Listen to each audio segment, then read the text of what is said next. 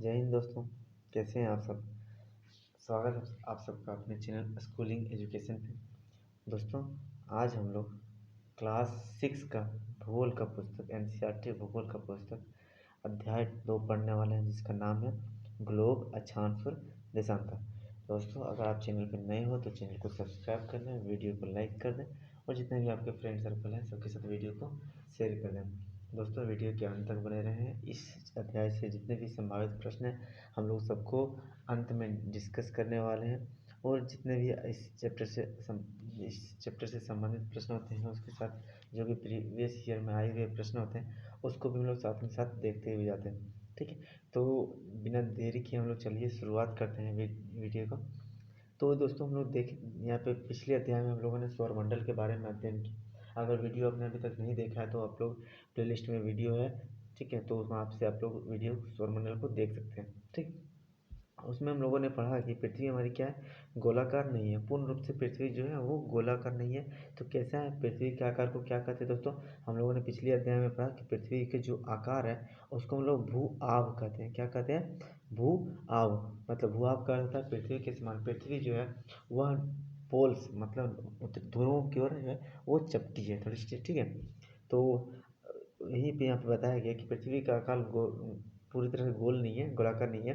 उत्तर एवं दक्षिण में ध्रुवों पर थोड़ी चपटी है तथा मध्य में थोड़ी उभरी हुई है। कैसी है, यह उत्तर तथा दक्षिण ध्रुवों की ओर चपटी तथा मध्य में उभार है। ठीक है, क्या हम कल्पना कर सकते हैं कि यह कैसी दिखती होगी। इस संबंध में जानकारी प्राप्त करने के लिए अपने कक्षा में सावधानीपूर्वक ग्लोब को देखिए। अब हम हमारे सामने एक ग्लोब का चित्र है दोस्तों। ठीक है, ये देख सकते हैं, ये है आपका एक ग्लोब का चित्र, जिसको हम लोग पृथ्वी का लघु रूप या पृथ्वी का वास्तविक प्रतिरूप भी कहते हैं। ठीक है, इंग्लिश में इसको globe is a true image of earth बोलते हैं। मतलब एक वास्तविक प्रतिरूप बोल सकते हैं। जिस प्रकार से पृथ्वी है उसी प्रकार से यह ग्लोब है। ठीक है, देख सकते हैं आप यहाँ पे थोड़ा सा नॉर्थ जो पोल है वहाँ पे थोड़ा चपटा है, इधर क्या है, उभार है। ठीक है, तो वही बोला जाता है। पृथ्वी के आकार को क्या कहते हैं, भू आव कहते हैं। ठीक है, कैसा पृथ्वी, हमेशा एग्जाम से प्रश्न पूछा जाता है कि पृथ्वी की जो आकृति है वो किस प्रकार से। तो अभी मैंने बताया कि पृथ्वी की आकृति को क्या कहते हैं, भू आव। ठीक है, और ग्लोब क्या है, तो पृथ्वी का एक वास्तविक प्रतिरूप है, लघु प्रतिरूप है। ठीक है, छोटा और वास्तविक प्रतिरूप है। ठीक है, true image of earth. Globe जो है वो विभिन्न प्रकार के हो सकते हैं। ग्लोब कैसे हो सकते हैं, विभिन्न प्रकार के हो सकते हैं। बड़े ग्लोब जो आसानी से एक जगह से दूसरे स्थान नहीं ले जाया जा सकता है।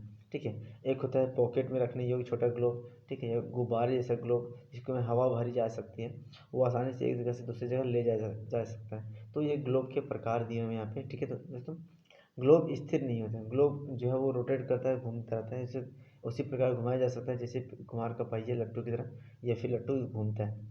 ठीक है, जिस प्रकार से पृथ्वी जो है अपने अक्ष पे क्या होती है, लट्टू के समान घूमती है दोस्तों, उसी प्रकार हम लोग ग्लोब को भी घुमा सकते हैं। ग्लोब जो है कुम्हार के पहिया और लट्टू की तरह घूमता है। ठीक, ग्लोब पर देशों, महाद्वीपों तथा महासागरों को उनके सही आकार में दिखाया गया है। ठीक है, जो ग्लोब है दोस्तों हम लोग देख सकते हैं, ये ग्लोब है। ग्लोब में जो महादेश है, ठीक है, महादेश हो गया, महाद्वीप हो गया, महासागर हो गया, उसका एक सही अनुपात में यहाँ पे दर्शाया गया है कि लगभग इसके इसी आकृति में है। ठीक है, तो यहाँ पे एक चीज़ ये है, तो आइए कुछ करके देखें, तो उसको भी हम लोग देख लेते हैं। एक छोटा सा गोलाकार आलू या गेंद लें। ठीक है, स्वेटर बुनने वाली सिलाई को उसकी अंदर घुसा दें। ठीक है, सिलाई को, यह सिलाई ग्लोब पर दर्शाए गए अक्ष के अनुरूप है। आप उस आलू या गेंद को उसके अक्ष पर बाएं से दाएं घुमा सकते हैं। ठीक है दोस्तों, ये बोल क्या है, एक गेंद ले या फिर एक आलू छोटा सा ले। ठीक है, ये हो गया आलू आपका, ये ठीक है, ये आलू हो गया।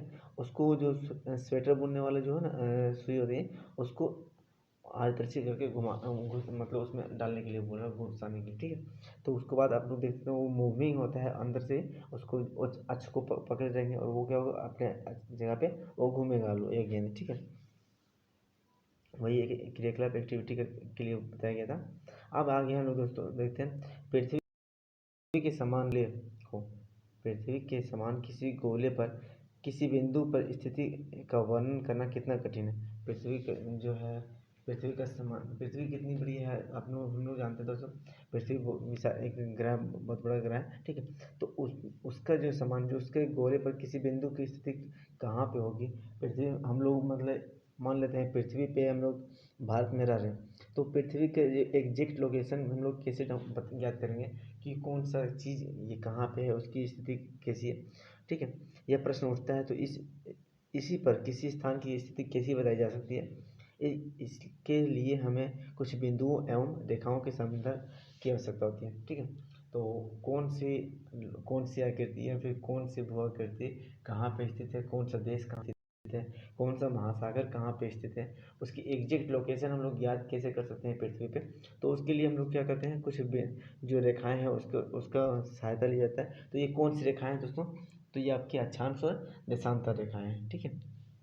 आप देखेंगे कि ग्लोब में जो है झुकी हुई अवस्था में है। आप देखेंगे कि एक सुई जो है ग्लोब में झुकी हुई अवस्था में है, जिससे स्थिति में है, जिसे हम लोग क्या कहते हैं, अक्ष कहते हैं। ग्लोब पर वे दो बिंदु जिनसे होकर सुई गुजरती है तथा उत्तर तथा दक्षिण ध्रुव है, क्या है वो, उत्तर तथा दक्षिण ध्रुव है। ग्लोब को इस सुई के चारों ओर पृथ्वी की भांति पश्चिम से पूर्व की ओर घुमाया जा सकता है, लेकिन याद रखें इन दोनों में एक अंतर है। पृथ्वी पर वास्तव में एक ऐसी सुई नहीं होती है जो अपने अक्ष पर घूमती है, वो एक काल्पनिक रेखा है, ठीक है। और यह काल्पनिक रेखा दो बराबर भागों में बांटती है, ठीक है। अभी हम लोग देखते हैं ग्लोब में, वापस हम लोग जा रहे हैं ग्लोब, ये ग्लोब है हमारा दोस्तों।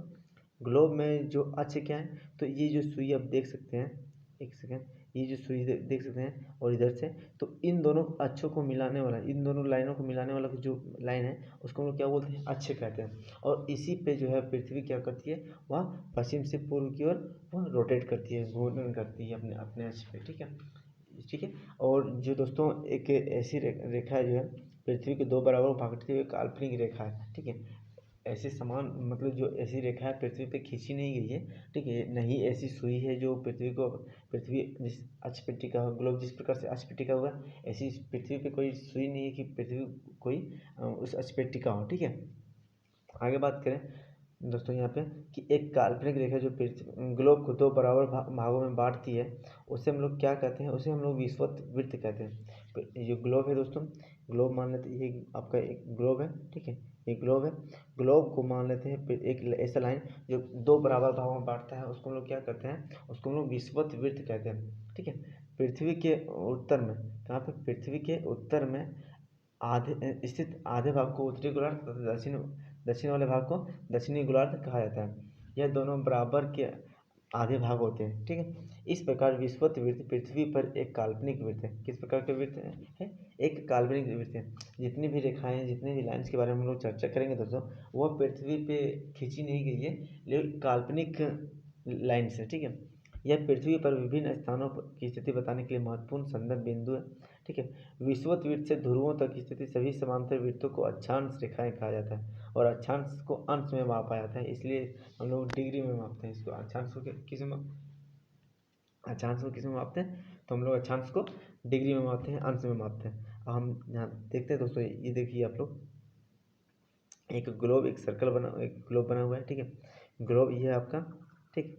यहाँ पे एक लाइन है दोस्तों, ये विषुवत वृत्त, यह लाइन जो है वो पृथ्वी को, ग्लोब को दो बराबर भागों में बांटती है, ठीक है। ये आपका ग्लोब हो गया। ग्लोब के बीचों बीच एक लाइन जो पृथ्वी ऊपर वाला भाग को और नीचे वाला भाग को दो बराबर भागों में बांटते हैं, उसको हम लोग क्या बोलते हैं, विषुवत वृत्त कहते हैं, ठीक है। जिसका मान कितना है, तो 0 डिग्री अक्षांश है, ठीक है। उत्तर वाले भाग को, जो ये आपका विषुवत वृत्त के उत्तर वाले भाग को, इसको हम लोग क्या बोलते हैं, हम लोग इसको बोलते हैं उत्तरी गोलार्ध बोलते हैं, क्या बोलते हैं, उत्तरी गोलार्ध। और दक्षिण वाले भाग को दक्षिणी गोलार्ध बोलते हैं, ठीक है। और इसी रेखा के सामने, मतलब विषुवत वृत्त के सामने ही क्या है, पृथ्वी पे अन्य रेखाएं भी खींची हुई है। क्या है, पृथ्वी पे अन्य अक्षांश रेखाएं खींची हुई है, ठीक है, इसके समानांतर। इसको हम लोग बोलते हैं अक्षांश रेखा, क्या बोलते हैं, विषुवत वृत्त के समानांतर खींची हुई रेखाओं को क्या बोलते हैं, अक्षांश रेखा कहते हैं, ठीक है। यहाँ पे दिया हुआ विषुवत वृत्त से ध्रुवों तक स्थित सभी समांतर वृत्तों को अक्षांश रेखा कहते हैं। अक्षांश रेखाओं को अंश में मापा जाता है, ठीक है। अब यहाँ पे कुछ दिया हुआ बिंदु, तो उसको भी देख लेते हैं हम लोग दोस्तों, कि विषुवत वृत्त शून्य अंश अक्षांश को दर्शाती है। विषुवत वृत्त का मान अभी कितना मैंने बताया दोस्तों, तो शून्य अंश 0 डिग्री, ठीक है। चूँकि विषुवत वृत्त दोनों वृत्त से दोनों तरफ ध्रुवों के बीच की दूरी पृथ्वी की चारों ओर वृत्त का 1/4 है, अतः इसका माप का अंश होगा 360 डिग्री का 1/4 यानी 90 डिग्री अंश। ठीक है, इसी प्रकार 90 अंश उत्तरी अक्षांश तथा 90 अंश दक्षिणी उत्तरी ध्रुव को दर्शाता है, और 90 डिग्री अक्षांश जो है वह दक्षिणी अक्षांश वो आपका दक्षिणी ध्रुव को दर्शाता है। ठीक है, इस लाइन को हम लोग फिर से देखते हैं कि विषुवत वृत्त किसके बाद बोले दोस्तों, विषुवत वृत्त। विषुवत वृत्त शून्य अंश को दर्शाता है। ठीक है, ये हम लोगों ने बनाया है, ये आपका वृत्त ग्लोब बनाया। ठीक है, ये हो गया आपका 0 डिग्री अक्षांश रेखा, जिसको हम लोग विषुवत वृत्त के नाम से जानते हैं। चूंकि विषुवत वृत्त के दोनों ओर ध्रुवों के बीच की दूरी पृथ्वी के चारों ओर का 1/4 भाग है। ठीक है, यह पृथ्वी है दोस्तों, इसका यहाँ पे मान लेते हैं ये नॉर्थ जो पोल है। ठीक है, वो आपका कितना है यहाँ पे 1/4 भाग। ठीक है, इसके इधर से 1/4, इधर से भी 1/4, इधर से भी 1/4, 4 भाग का 1 भाग आपका है। ठीक है, इसी में आपका मान लेते हैं यानी कि 90 डिग्री अक्षांश जो है, ठीक है, ये आपका 90 हो जाएगा। तो 90 डिग्री अक्षांश जो है आपका, उसको हम लोग उत्तरी अक्षांश लोग मानते हैं उत्तरी ध्रुव, और दक्षिणी अक्षांश को दक्षिणी ध्रुव मानते हैं। ठीक है, आगे बढ़ते हैं। इस प्रकार विषुवत वृत्त के उत्तर के सभी समांतर रेखाओं को उत्तरी अक्षांश कहा जाता है। ठीक है, विषुवत वृत्त के उत्तर में जो रेखाएं हैं उसको हम लोग क्या बोलते हैं, उत्तरी अक्षांश रेखाएं कहते हैं, और विषुवत वृत्त के दक्षिण की स्थित सभी रेखाओं को दक्षिणी अक्षांश रेखा कहा जाता है। ठीक है, इसलिए प्रत्येक अक्षांश का मान के साथ उसकी दिशा यानी उत्तर या दक्षिण भी लिखा जाता है। जैसे 0 डिग्री 1 डिग्री नॉर्थ, या फिर एक डिग्री साउथ लिखा जाता है। कर्क रेखा का मान 27 डिग्री नॉर्थ हम लोग बोलते हैं, ना कि साउथ बोलते हैं। ठीक है, तो उत्तर और में जो रेखाएं स्थित है 0 डिग्री के उत्तर में, तो उसको हम लोग क्या बोलते हैं, उत्तर निकलते हैं उत्तरी अक्षांश रेखा। ठीक है, और 0 डिग्री के दक्षिण वाली रेखाओं को दक्षिणी अक्षांश रेखा कहते हैं। ठीक है, आगे बात करें हम लोग यहाँ पे इसलिए प्रत्येक अक्षांश के मान के साथ उसकी जो है दिशा यानी उत्तर या दक्षिण में लिखा होता है। सामान्यतः उसे शॉर्ट में लिखते हैं उ और द। ठीक है, अक्षर से व्यक्त किया जाता है। उदाहरण के लिए महाराष्ट्र में चंद्रपुर एवं ब्राजील में बेलो हॉरिजेंटो, ठीक है, दोनों ही एक ही अक्षांश पर 20 डिग्री अक्षांश पर स्थित है, लेकिन चंद्रपुर विषुवत रेखा के 20 डिग्री उत्तर में एवं बेलो हॉरिजेंटो जो विषुवत वृत्त के 20 डिग्री अंश दक्षिण में स्थित है। ठीक है, इसलिए हम कहते हैं कि चंद्रपुर जो है, चंद्रपुर 20 डिग्री उत्तरी अक्षांश पर और बेलो हॉरिजेंटो 20 डिग्री दक्षिणी अक्षांश पर स्थित है। चित्र से स्पष्ट है कि जैसे हम विषुवत वृत्त से दूर जाते हैं अक्षांश रेखा का प्रकार घटता जाता है। ठीक है, ये लाइन तो दोस्तों कि जो विषुवत वृत्त है ये आपका ग्लोब हो गया, ग्लोब या पृथ्वी। ठीक है, ग्लोब या पृथ्वी, यहाँ पे आपका विषुवत वृत्त से हम लोग उत्तर या दक्षिण की ओर जाते हैं हम लोग, तो उसके क्या होता है, जो विषुवत वृत्त का जो आकार है, ठीक है, आकार क्या है, धीरे धीरे घटता जाता है और लास्ट में एक बिंदु के समान होता है। ठीक है, धीरे धीरे क्या होता है, घटता जाता है, लास्ट में एक बिंदु के समान होता है, वही यहाँ पे बताया जा रहा है। ठीक है, अब आते हैं महत्वपूर्ण अक्षांश रेखाओं के बारे में। तो ये एक जोन्स दिए हुए कटिबंध के बारे में जानकारी दी हुई, तो दोस्तों देख लेते हैं हम लोग कटिबंध के बारे में। ठीक है, ये आपका ग्लोब हो गया, ग्लोब हो गया ये आपका। ठीक है, ये हो गया आपका 0 डिग्री। ठीक है, ये हो गया 27 डिग्री कर्क रेखा, ये 27 डिग्री मकर रेखा। ठीक है, और ये आपका दक्षिणी ध्रुववृत्त, ये उत्तरी ध्रुववृत्त, ये आपका पोल्स, ये आपका दक्षिणी पोल। ठीक है, तो इन सारे जो लाइन्स का डिवीजन किया गया दोस्तों, क्यों किया गया, तो पृथ्वी आपका जो घूर्णन करती है, जिसके कारण सूर्य की रोशनी जो है वह इन्हीं रेखाओं के बीच सीधी पड़ती है। ठीक है, मकर रेखा से लेकर के कर्क रेखा के बीच में जो क्षेत्र है वहाँ पर सूर्य की रोशनी एक वर्ष में एक न एक बार आपका क्या होता है, एक सीधी रेखा में पड़ती है, जिसके कारण क्या होता है वहाँ पे ऊष्मा ज़्यादा प्राप्त होती है। उसके बाद इसका इफेक्ट जो है इन क्षेत्रों में पड़ता है, इसमें ऊष्मा कम प्राप्त होता है, और उसके बाद यहाँ पे आपका शीत टेम्परेट जोन बनता है, मतलब यहाँ पे आपका ठंडा जो क्षेत्र बनता है, शीत कटिबंध बनता है। ठीक है, तो इसी के अनुसार यहाँ पे कटिबंध में बांटा गया, उष्ण कटिबंध, उत्तरी शीतोष्ण कटिबंध, दक्षिणी शीतोष्ण कटिबंध और दक्षिणी शीत कटिबंध और उत्तरी शीत कटिबंध के रूप में इसको बांटा गया। ठीक, यहीं पे हम लोग देखते हैं, इसको आगे हम बताया गया यहाँ पे डिटेल में, तो हम लोग देखेंगे यहाँ पे। ठीक है, तो महत्वपूर्ण अक्षांश रेखाओं के बारे में जानते हैं। तो विषुवत वृत्त का मान मैंने अभी बताया दोस्तों, वो कितना है, 0 डिग्री अक्षांश 0 डिग्री अक्षांश रेखा को हम लोग क्या बोलते हैं, विषुवत वृत्त बोलते हैं। ठीक है, आगे है उत्तरी ध्रुव जो है वो आपका 90 डिग्री उत्तर तथा दक्षिणी ध्रुव को क्या बोलते हैं 90 डिग्री दक्षिण के। अतिरिक्त 4 महत्वपूर्ण अक्षांश रेखाएं भी हैं। ठीक है, अब वो कौन कौन से अक्षांश रेखाएं हैं तो उसके बारे में हम लोग चर्चा करेंगे आगे। ठीक है दोस्तों, तो ये आपका उत्तरी गोलार्ध कौन कौन से वो रेखाएं हैं तो आपका उत्तरी एक पहला नंबर में है उत्तरी गोलार्ध में कर्क रेखा। कर्क रेखा का मान कितना है 23.5 डिग्री उत्तरी अक्षांश रेखा। ठीक है, दूसरा है दक्षिणी गोलार्ध में मकर रेखा, तो इसका मान कितना है मकर रेखा का 23.5 डिग्री दक्षिण। ठीक है, और विषुवत तो विषुवत वृत्त के 66.5 डिग्री उत्तर में उत्तरी ध्रुववृत्त और विषुवत वृत्त के 66.5 डिग्री दक्षिण में दक्षिणी ध्रुववृत्त। ये प्रमुख जो लाइन्स हैं प्रमुख अक्षांश रेखाएं हैं इसका मान दिया गया। ठीक है, इससे भी मैच द फ्लोइंग्स में प्रश्न पूछे जाते हैं दोस्तों, तो इसका मान को याद रखेंगे। ठीक है, आगे हम लोग बात करते हैं पृथ्वी के ताप कटिबंध के बारे में। पृथ्वी के ताप कटिबंध, ठीक है, तो यहाँ पे दिया गया है कि कर्क रेखा एवं मकर रेखा के बीच में सभी अक्षांशों पर सूर्य वर्ष में एक बार सिर के ऊपर होता है, इसलिए इस क्षेत्र में सबसे अधिक ऊष्मा प्राप्त होती है। इसको हम लोग क्या कहते हैं उष्ण कटिबंध कहते हैं। उष्ण कटिबंध जोन क्यों कहा जाता है तो मान देखिए एक एक्टिविटी करके दिखाया गया दोस्तों। तो ये मान लेते हैं ये सूर्य है, ठीक है, टॉर्च को सूर्य के रूप में दर्शाया गया। ठीक है, और ये आपका पृथ्वी के रूप में दर्शाया गया। तो जहाँ पे सूर्य की किरणें सीधी पड़ रही है वर्ष में एक बार यहाँ पे क्या होता है सूर्य की किरणें सीधी पड़ती है, जिसके कारण यहाँ पे अधिक ऊष्मा प्राप्त होता है। तो इसको हम लोग क्या कहेंगे उष्ण कटिबंध कहेंगे। ठीक है, कर्क रेखा तथा मकर रेखा के बीच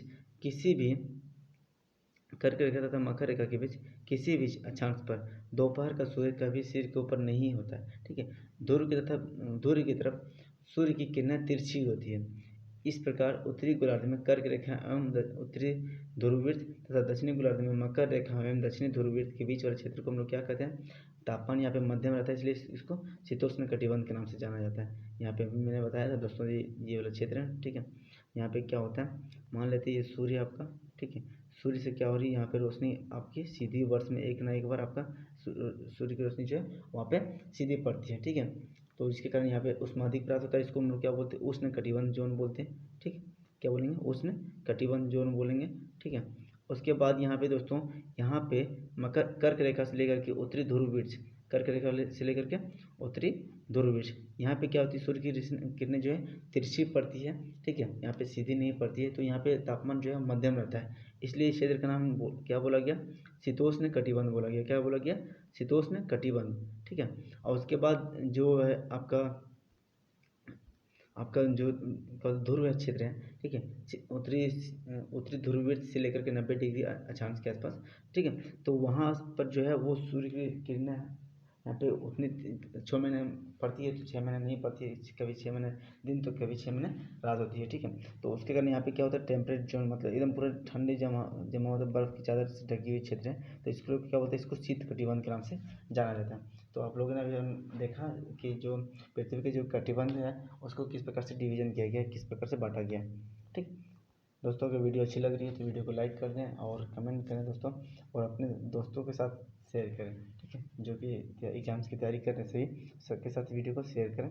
धन्यवाद। ठीक है, आगे देखते हैं दोस्तों कि जो उत्तरी गोलार्ध में उत्तर ध्रुव तथा उत्तरी ध्रुव तक तथा दक्षिणी गोलार्ध में दक्षिणी ध्रुव एवं दक्षिणी ध्रुव के बीच का क्षेत्र में ठंडा अधिक होता है, क्योंकि यहाँ सूर्य जो है क्षितिज के ऊपर नहीं आ पाता है, इसलिए यहाँ पे शीत कटिबंध कहलाता है। ठीक है दोस्तों, तो आज हम लोगों ने देखा है अभी तक अक्षांश रेखा क्या होता है, अक्षांश रेखा के साथ साथ महत्वपूर्ण अक्षांश रेखाओं के बारे में चर्चा किया, फिर पृथ्वी के ताप कटिबंध के बारे में चर्चा किया हम लोगों ने, उससे पहले हम लोगों ने ग्लोब के बारे में चर्चा किया था। ठीक है, आगे हम लोग बढ़ते हैं दोस्तों देशांतर रेखाओं के बारे में चर्चा कर लेते हैं कि देशांतर रेखाएं क्या होती है। ठीक है,